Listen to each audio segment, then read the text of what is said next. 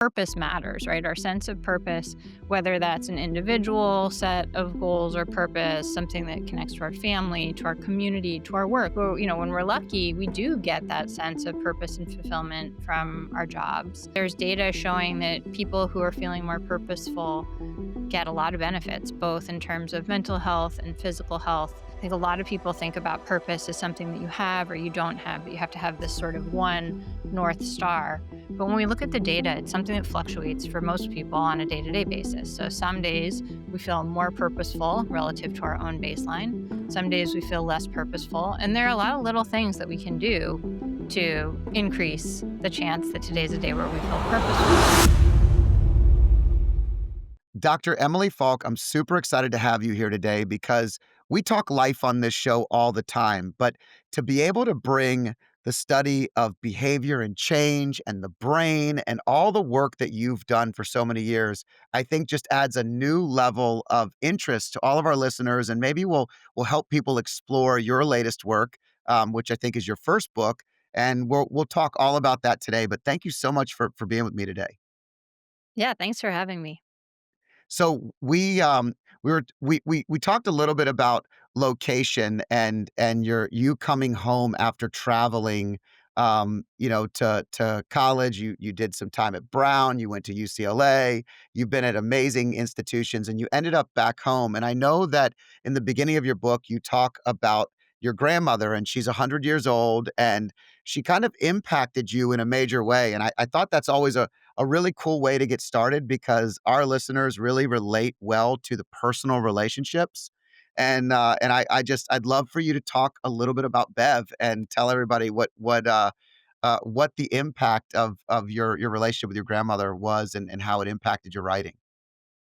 Yeah, well, as of now, Bev is actually what we say 101 and having fun. So July 4th, she got another year. Wow. And she's just an incredible force of nature. She lives across town from me here in Philadelphia, and she uses rideshare apps to come over to my house, which is pretty amazing. And one of the nights that she was over at my house a few years ago when my twins were really small, I had gone outside with her to go for a little walk amidst all of the chaos of trying to get dinner on the table.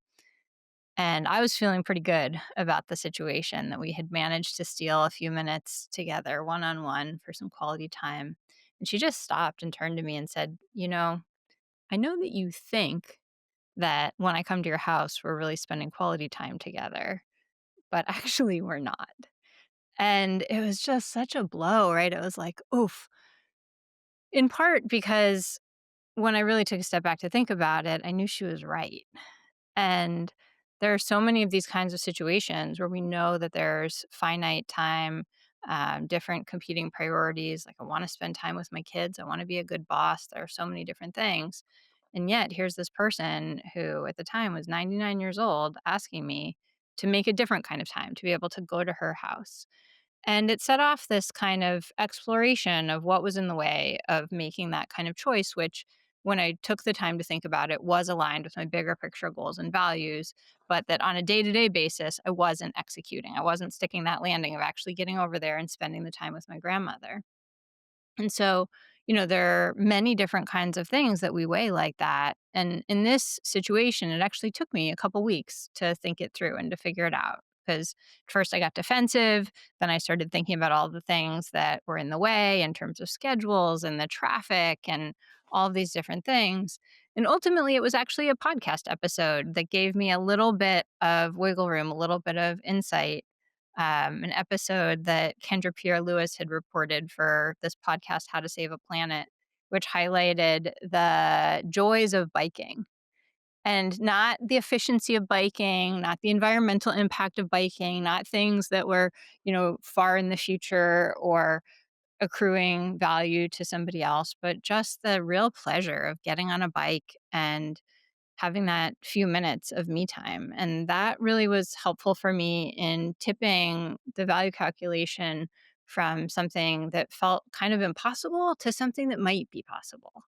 And then once I did it one time, biked over to Bev's house, went for a walk with her on a really beautiful afternoon, I could see that maybe this could be a regular thing. And so, actually, yesterday is a great example of a day that was really chaotic for me.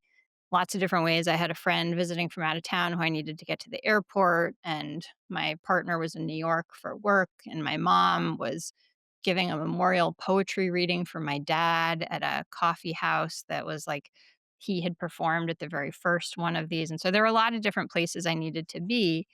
And I was pretty sure Bev wasn't going to go for a walk unless I went over there.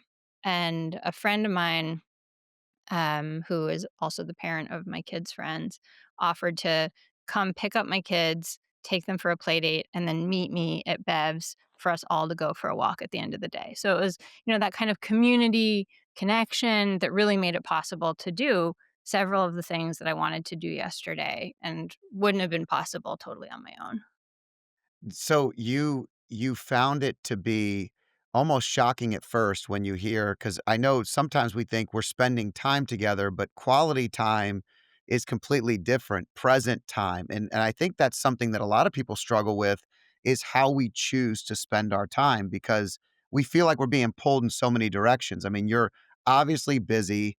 You are raising a family. You're a professional, running a department or working side by side with people running departments, like you're building something and everybody's kind of pulling at you.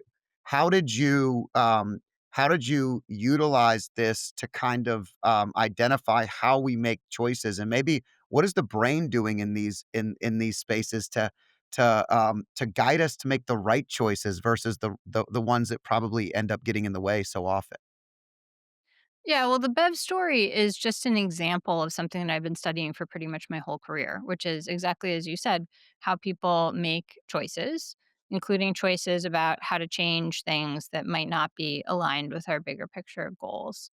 And so in the brain, we have brain systems that help us navigate these kinds of trade offs. And one of the things that I think is really important to understand is how much that valuation system in our brain prioritizes rewards that come as soon as possible and that accrue to the me that's right here, right now, as opposed to other kinds of scenarios where we might think about prioritizing the person who's far in the future, future me, our brain thinks of as basically a different person. And so when we think about how to make these trade offs, often the thing that is shouting the loudest, maybe it's emails or a deadline or something else, gets priority. And so taking that minute to take a step back and think about how we actually want to make choices can be helpful. And then, of course, we're not going to do that all the time for every single thing, right? So, our brain's value system makes these kinds of choices relatively seamlessly all day, every day. And as we make choices over and over again, they get handed off to a different brain system and become habits. And so, one of the things that I'm arguing for in this book is not that we need to make effortful, deliberate decisions with every single choice that we make, but that if we think about the kinds of things that are most important to us and how we want to set up our environment and the people that we're spending time with and the way that our schedule looks in general, then that can make it easier to get into the rhythms that make our day to day lives more purposeful, more fulfilling, more compatible with kind of how we want to be. Yeah, it's great.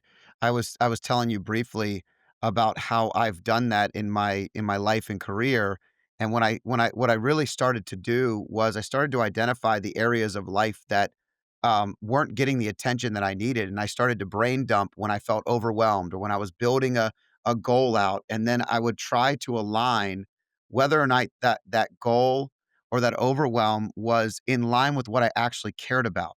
And so often you put stuff down on paper and you realize that what you're working towards isn't really in alignment with what's most important.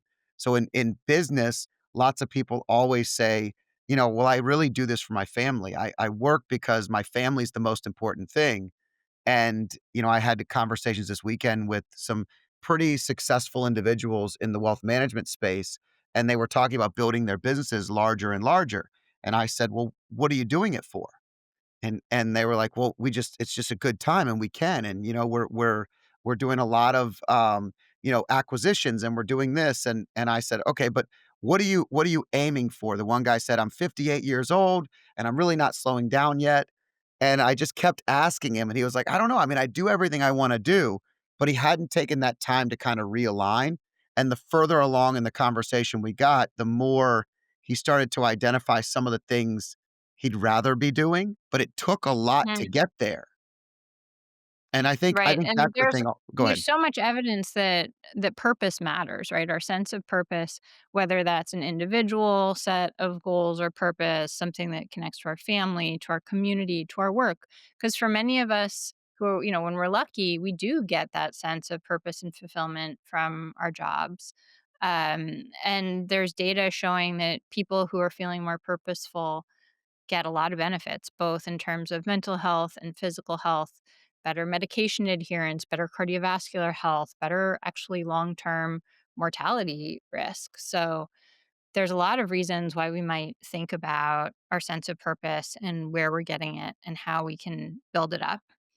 And I would say, in terms of talking to the friend or the colleague that you were talking to this weekend, one of the things that I think can make it easier to get into that space is to realize that it's not an all or nothing situation. I think a lot of people think about purpose as something that you have or you don't have, that you have to have this sort of one North Star. But when we look at the data, it's something that fluctuates for most people on a day to day basis. So some days we feel more purposeful relative to our own baseline. Some days we feel less purposeful. And there are a lot of little things that we can do to increase the chance that today's a day where we feel purposeful. Some of them are really obvious, or maybe not obvious, but obviously connected to purpose. Like you were talking about journaling and writing and that kind of values affirmation or self reflection where we write about the things that really matter to us and help us zoom out is one. And also health behaviors like going for a walk or calling somebody that we love or getting a good night's sleep. Those kinds of things also are tied to our sense of purpose. Where if we get a good night's sleep and we're feeling a little better the next day, it's easier to feel more purposeful, to behave in line with that sense of purpose. And then there's this sort of feed forward cycle that can be really beneficial. It's almost like it creates a little bit of space in your brain, like it when you're overwhelmed and you're anxious and you're tired and you're not doing all the things that you know you'd rather be doing, it really consumes you and it's difficult to find that positive purpose and the other things. But when you say you have a good night's rest and you've exercised and you go for a walk and you've gotten some fresh air and some sunlight, it's amazing how much better and mentally clear you can be in those moments. Right. And it's also then true that when we look at what happens in people's brains, people who feel more purposeful are showing less of a threat response to new information, like coaching, for example. And so that's important because there are so many places where we're getting potentially useful information from people, but we resist it or we feel defensive. And sort of building that sense of purpose, I think, has benefits at all of these different levels because it also then means that we have access to potentially useful information from our communities or other sources that we wouldn't be able to take in otherwise. It's interesting to me because I feel like the older I got, the more I was open to receiving the coaching and the mentoring. When I was super young, there was a mentality of, doing it on my own, figuring it out, and failing forward. Mm, And, mm. I trained a lot of people in business where the ones that I trained that were open to mentorship early created shortcuts that were so much more valuable, but there were so many of us that were like me who were like, "Well, okay, well, let me try it my way, and then I'll come back to your way afterwards." And now as I've aged and, I would say have become slightly wiser, it's the value of that mentorship, the value of just being around people with more age and wisdom and experience is something I value at 10x to what I did when I was younger, and it's such a powerful game changer in your life too. Yeah, I mean, that ability to connect with other people and to go beyond our sense of the immediate bounded self is so important in terms of our well being in lots of different ways. Like, it makes me think about data from people who engage in contemplative practices like meditation or who have transformative experiences at festivals. There are a lot of different places where this comes about. And one of the things that characterizes those experiences, those self transcendent experiences is letting go of some of that ego and seeing the ways that people are connected or feeling that sense of connection to something bigger than yourself. Yeah, that surrendering is such a powerful word, and however you're doing it, it's amazing what happens when you release that control and tension that you're holding on to. That's powerful. How do you train the brain to be more aware of these things early on? Are there some techniques and, um, things that people can do to create a better value system and to know that they're putting themselves in the right space? Hmm. It's interesting that you say a better value system because I think actually our brains have an amazing value system already. It's sort of built in, right? That we have this system that takes in so many different kinds of information from so many different sources, from our sensory inputs and our memories from our past experiences, our current context, including who's in the room and what's happening and what our future goals are. And there are just so many different things that our brains are juggling. And the fact that we can integrate all of those things and assign a subjective value that's responsive to the situation and choose something that our brain is estimating is going to be the most rewarding thing for us in the moment is pretty incredible. So just to pause and reflect on that for a second.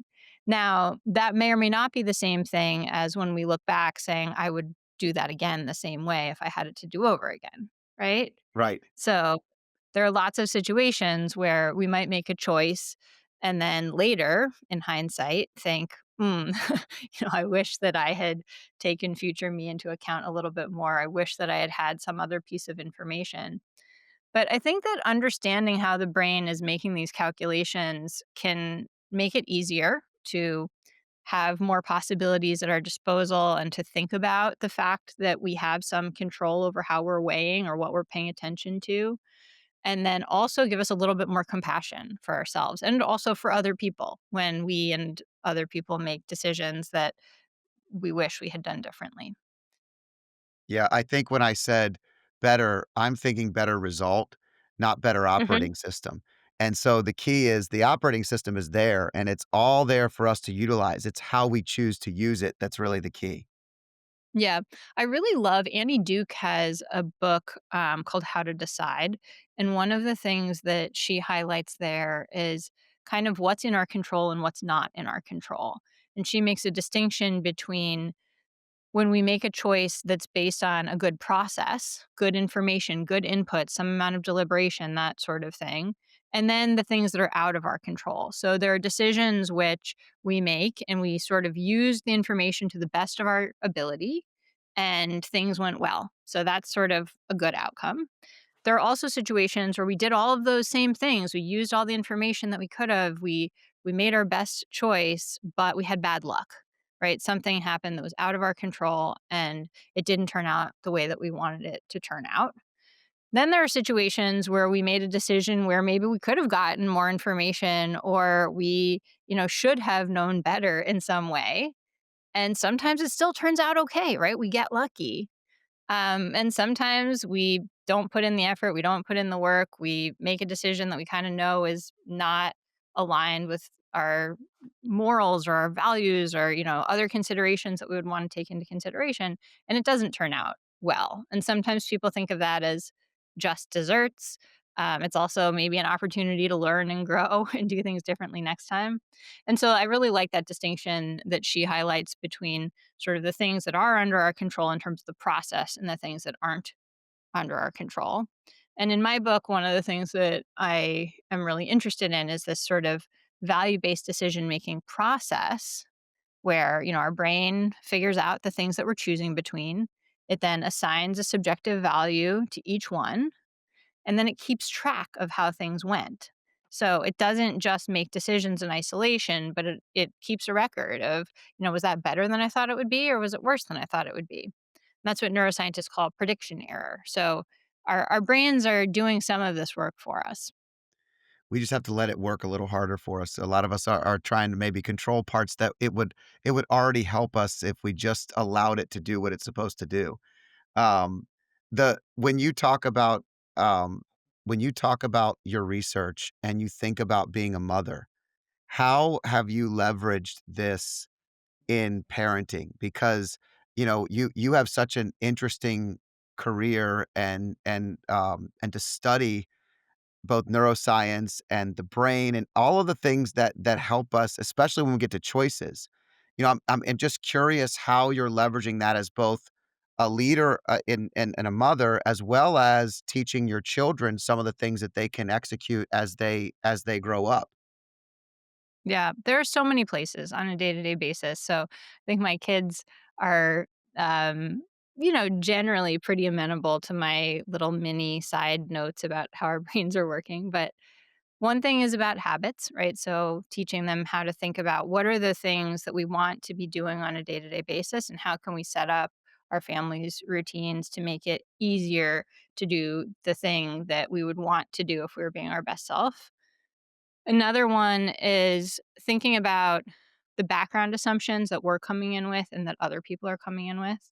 So, for example, there is a study that I really loved out of Princeton University where they randomly assigned people to get different backstories for a story where there's a man who may or may not be having an affair. And in one of the backstories, the participants are given some information beforehand that makes it really clear that he is. And the other half of the participants are given a backstory that makes it really clear that he isn't. And then everybody gets the same story. So objectively, they're hearing the same words, the sentences and paragraphs, all the same sensory inputs. And yet, what you see is that their brains are out of sync with each other. So the people who got the first backstory, their brains have a similar response within their group. People who got the second backstory, their brains have a similar response within the group, but those groups are not in sync with each other.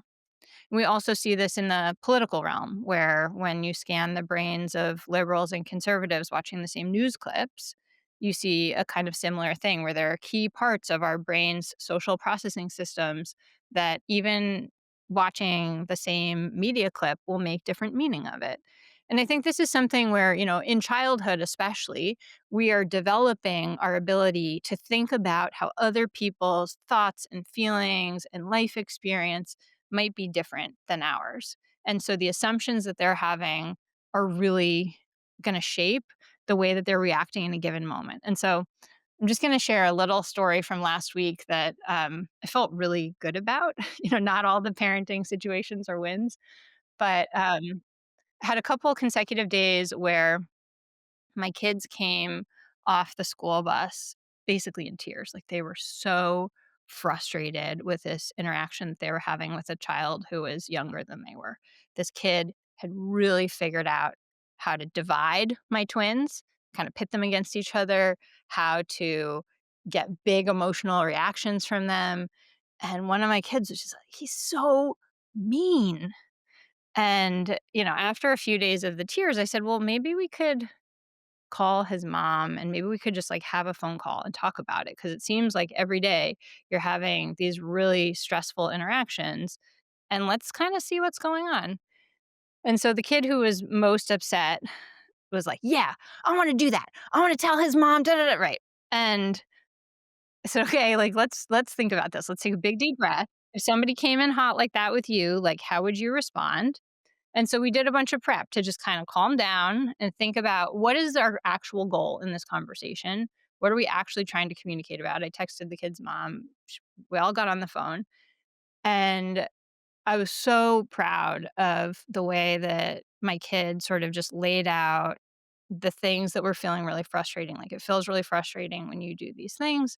And then this 7-year-old was also incredible and basically was like, "I really want your attention and you're not giving me your attention. And so I'm gonna, do all of these things. I'm gonna lick my hand and rub your leg with it and whatever in order to get your attention." And so after having this sort of conversation back and forth, what the kids sort of came to was, the bigger kids would be totally happy to give the littler kids some attention.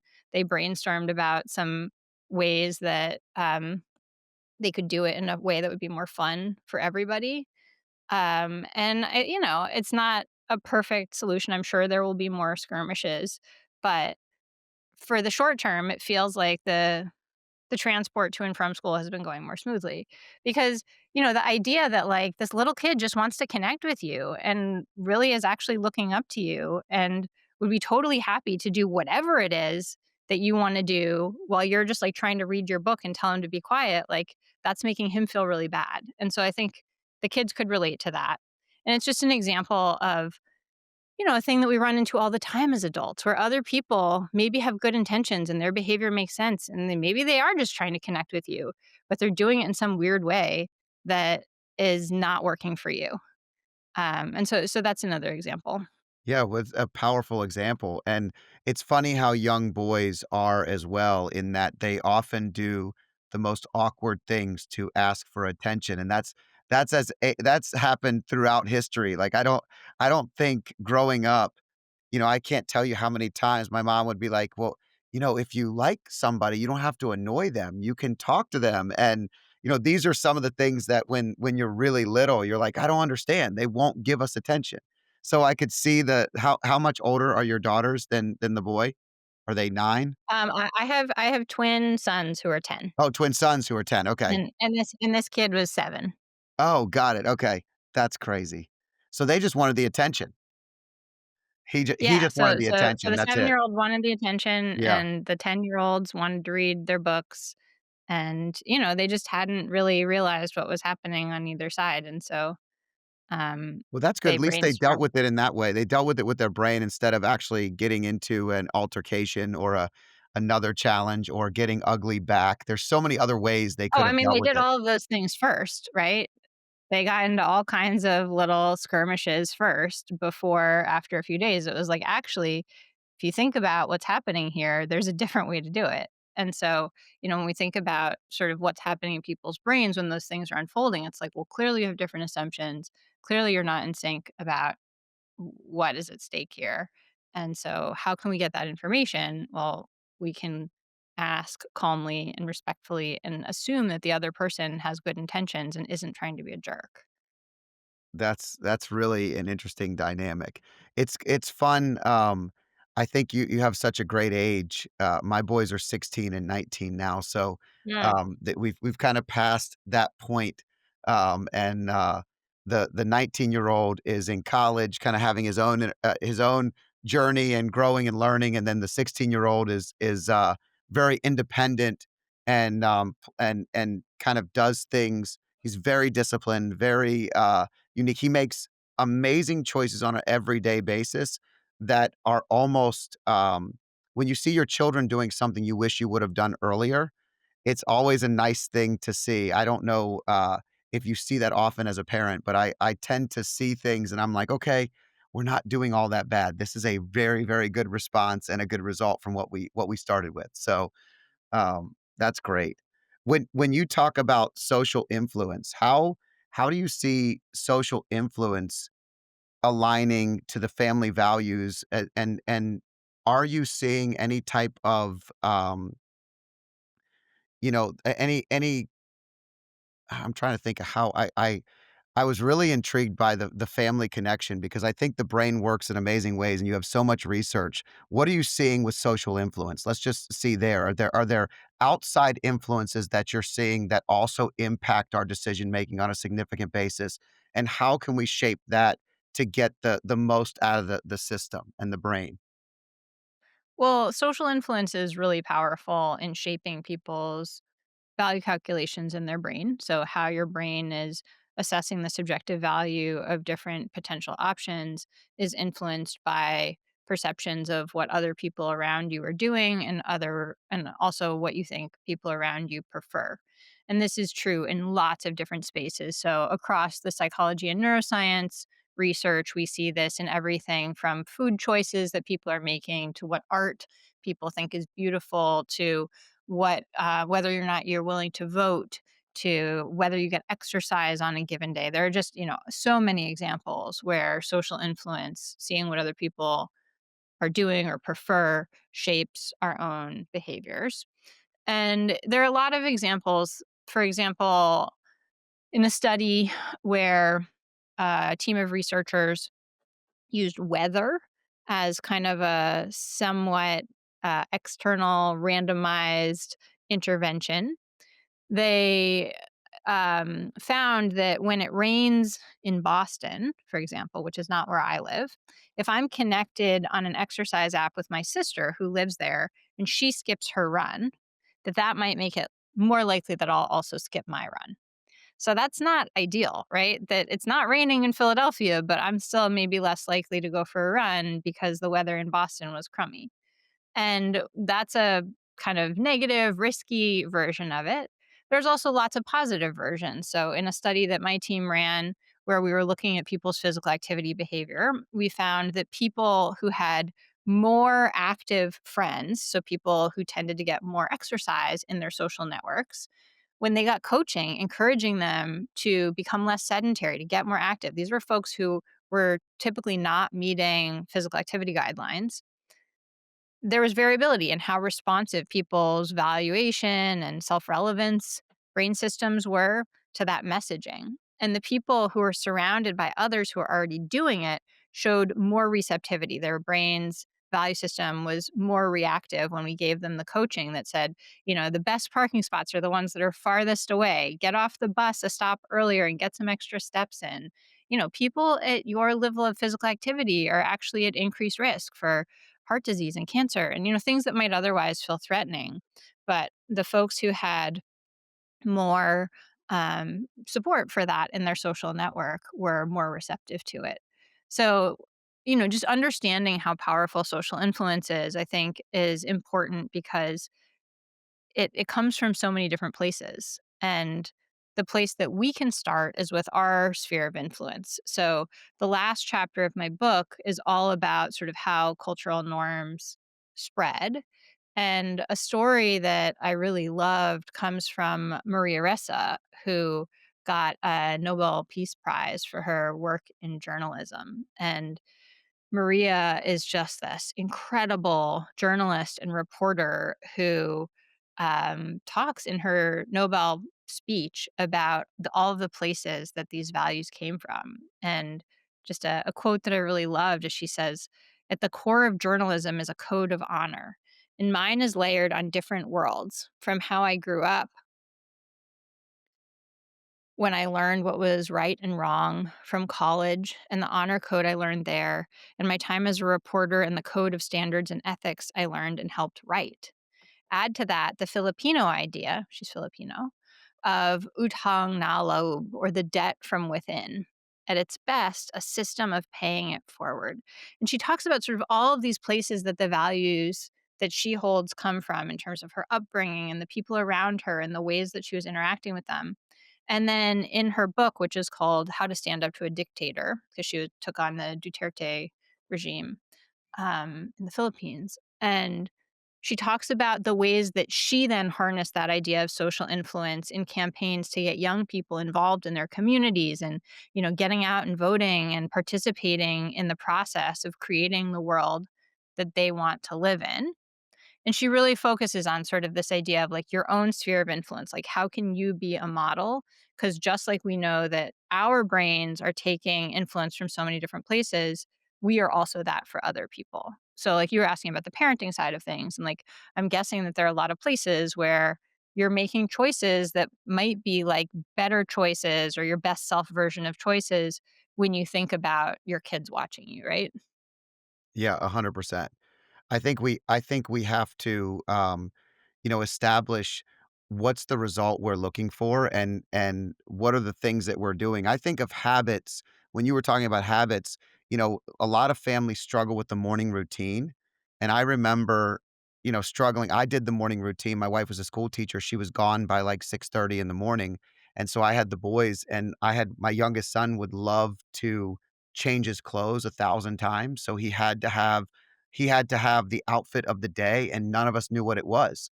And so, it was I mean, the drawers would be thrown everywhere, and I came from a very, you know, um, disciplined, simple, I got up, I put my uniform on to go to Catholic school, like, I it was the same thing every day, and I never had all these choices. So, I would get Mm. up and I would be like, "I can't deal with the chaos in the morning." And, I remember saying, when I was a kid, I woke up to an alarm because I used to try to race my dad to get ready. And so I would set my alarm and I would sleep in my uniform sometimes just so I could have an edge, and I never won. And I went back and I said, "Let me see if if I can talk them into how cool it would be to have their own alarm." And so I got them both their own alarm, and they started waking up. I mean, my youngest son was probably 4 at the most, maybe younger, but probably 4, and then the other one was close to 7, so he was at, like, 1st grade, and they would get up, and they would do everything, and they would come downstairs, and the only thing we had to do was put on shoes. And I remember this was like a game-changing habit for our family. Like, everything was better in the mornings. The kids went to school better, they felt better, they ate their breakfast, and if they had a problem, it was only that the shoes weren't on. So, if they didn't eat or something happened, that was on them, like, the choice they made to not be there, and so we had this consistency. I mean, this carried over their entire youth. And it was the mornings became seamless for every single day, and I just remember thinking that's a when you were talking, I was thinking of, like, one habit that I remember that was game changing, and, it's there's so many other things that they could be doing, but that's a very young, habit. Having the older boys, now we do there's lots of things that we choose to do that would be uniquely different today than maybe how we grew up or what we were doing, um but I Oh, love that. sure. I love that. Yeah, I can really relate. The way we solve the issue that you're describing in our family started when our kids were really little and we just couldn't handle the morning clothing swap routine. And so what we do now is at in the evening after the kids brush their teeth and get all cleaned up, they just put on the clothes they're going to wear for the next day and they sleep in them. So my kids haven't slept in pajamas in years. So in the morning they're dressed in whatever it is that they're going to be wearing, and that can't last forever. I Yeah. don't think high school kids like want to go to school all rumpled, but my kids right now wake up, they come and we snuggle for a few minutes and then they do their music practice, they eat some breakfast, there's, like, a whole set of things, and then when they get home in the afternoon, they have a little more flexibility to do the things that they wanna do. Well, when you build those behaviors, and I'm sure research supports this, but when you're building these behaviors and these habits, what they also they tend to find peace and contentment, and they're calmer. And so, that discipline does equal freedom at some point in time, and what you've done is you've taken away the challenge of the morning of not knowing what they wanna do or what they wanna wear, and, I look at when our youngest son moved away at 14 to play soccer in at 3, 4 hours away and live, um, away from my wife and I, and my oldest son was a senior in high school at the time, so it was very challenging, but he had so much discipline and so much, he had built so many great habits that he leaned on those habits, and it's really served him well. We're in year 3 of this, and watching him thrive, it's amazing how those things you do as a parent when kids are young really are valuable as they age, and they lean back on those things, so it's so interesting to me. Yeah, I think that there's a lot in what you're saying in terms of setting up routines or setting up places where we don't have to make these active choices. And then also, really important to do those audits every once in a while as we switch from one context to another. In my lab, one of the stages of development that interests us a lot is the transition to college.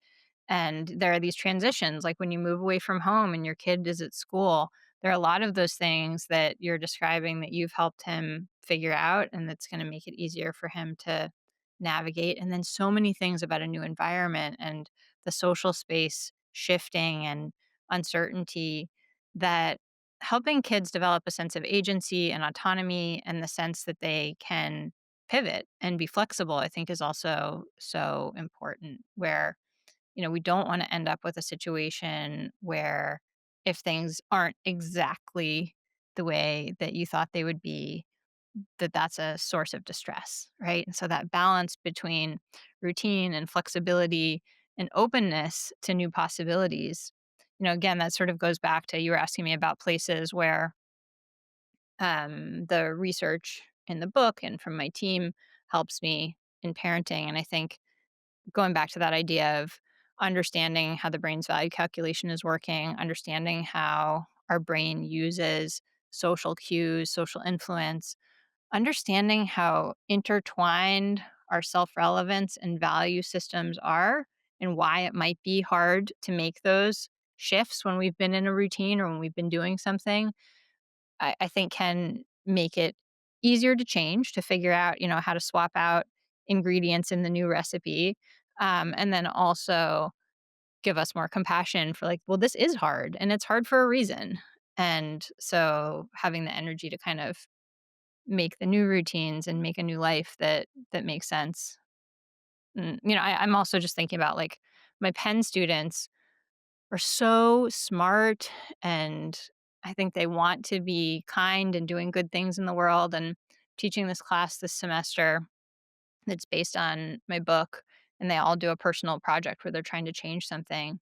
Man, these kids are also just doing so much, and many of them are so stressed and Yeah. anxious about all the things that they want to get done and all the ways that they want to be perfect or the best version of themselves, or to an extreme that a lot of times I want to just say, oh man, like, I want to create a little bit more ease for you as well, right?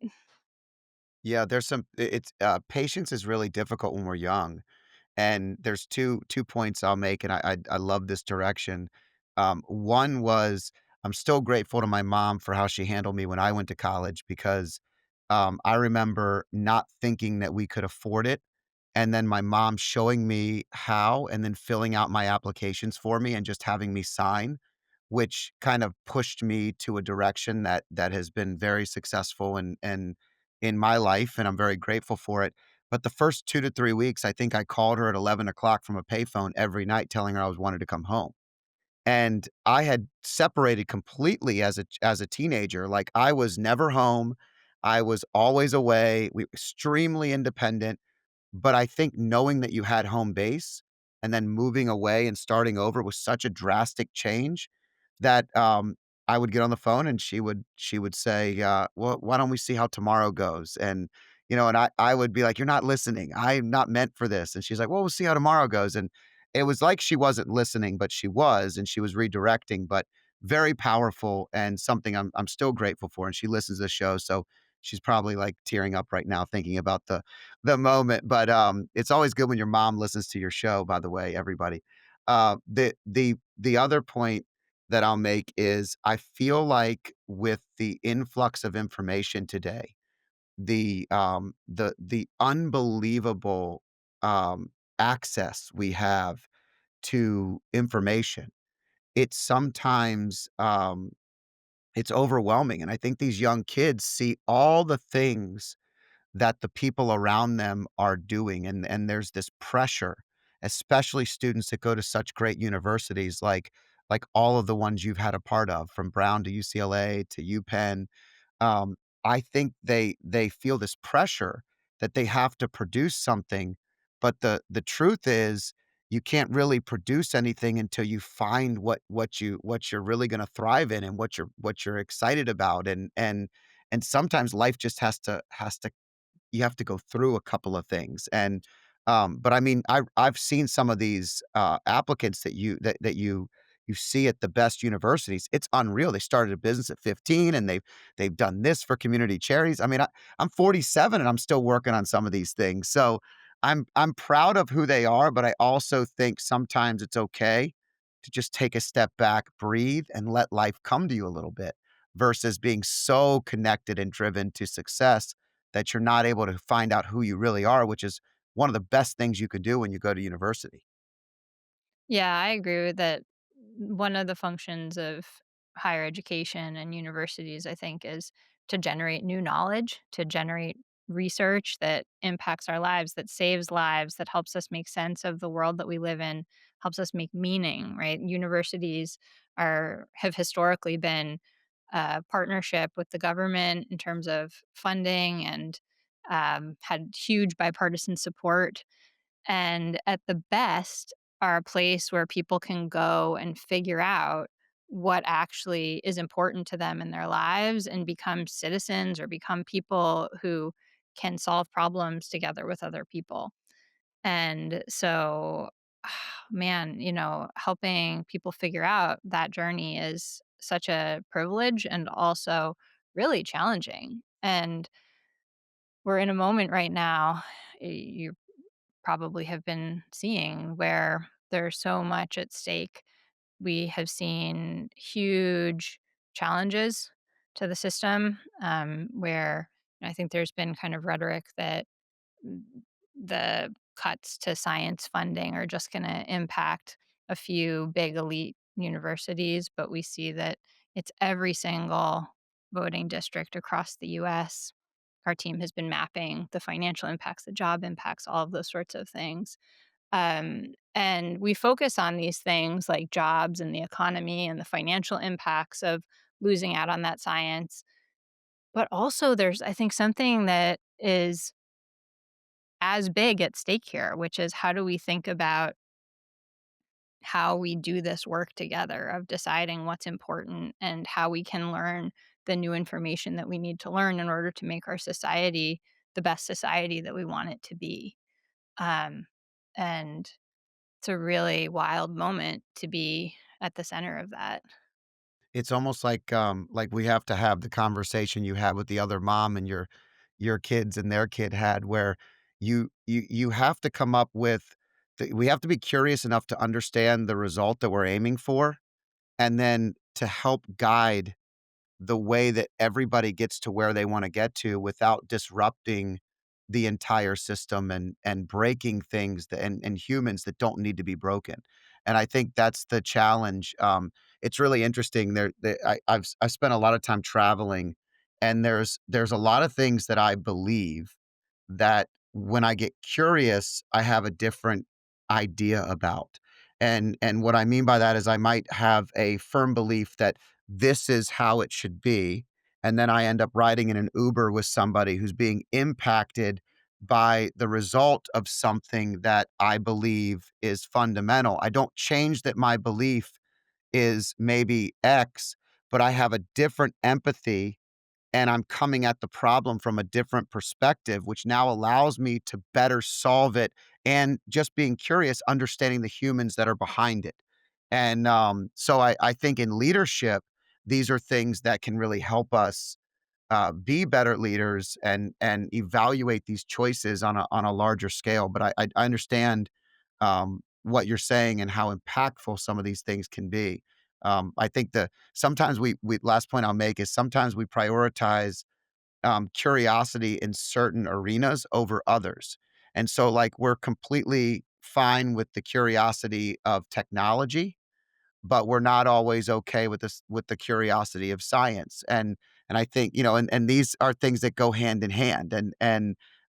So it is interesting to me how when we look at where where there's challenges and divide, how do we maybe simplify it and have the conversations to best solve it where we're all working towards the common goal and we're not getting so lit up in the brain by that one direction by who we think we're represented by, which is really challenging. And our democracy is supposed to help us accomplish that, right? The idea that we can make choices and elect people who are going to serve our best interests, right? And I think, with the science example, there are just so many folks who don't really know about the process of doing science, or why would you need to have additional funding for the infrastructure and the janitors and the ethics board and all of those sorts of things that have been at stake with some of the recent spending bills, because we haven't done a good job explaining, right? This is all of the things that go into creating the life-saving cures, that go into helping reduce, dementia and depression and heart disease and cancer, and, help us think about like new technologies that will make it more possible for us to have a sustainable future or to create, new ways to communicate with each other. And so, there's a lot of work ahead, but one of the things that I find encouraging, our team has been working on this science and community impacts project, which is at scienceimpacts.org, where you can see what's going on with all of the different sort of spending cuts. And what we find is that both liberals and conservatives, when they have a minute to see what's actually happening, they don't support those cuts. And so I think that sort of historical bipartisan support is still true. It's just there's so much going on in people's media feeds and important things that are, as we went from the beginning of this conversation, pulling them in different directions.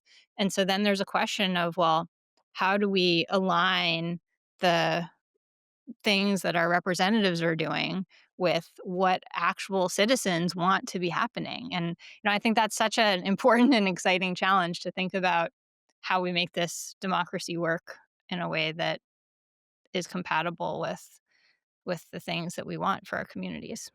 Well, as a communication, specialist in neuroscience, and you have the ability to think differently about this and maybe help people bring, this to a different place, and I think, to be honest with you, when you break down most things to a granular level, people are in agreement up until the last little portion. It's usually less than like 5 to 10%, I think, that people will disagree on, and it's usually the how. They represent on why. They all agree on why. They all agree on what. They usually agree on, the result that we want. It's the how that people disagree on, and it's same with relationships and everything else, and if we can help people kinda get more granular on some of those items, it may help. So I think continue to do the work you're doing and the research you're doing, and hopefully the book has great success. And you're also changing the lives of these young people that, feel so overwhelmed at such a young age. They have a whole life to feel overwhelmed, and stressed. So hopefully, what we value is something that you continue to help with. And any any, uh any other ways that people can connect with you or follow your research or be a part of what you're building? Sure. My lab's website is falklab.org. And so our papers are freely available there if folks are interested in getting more into the weeds beyond what is in the book. And we have all of our social media handles there as well. So if people want to find us, I would say that's a good entry point. Okay, well, Dr. Emily Falk, I'm very grateful for having you on the show today. Great conversation. I love it when we lean on parenting. It's always fun. Good luck to the kids. Good luck to the research. Good luck to the university and all that you accomplish in the future. Thanks. You too. I hope you enjoyed this podcast. If you liked it, there's more where this one came from. Click here and enjoy some more.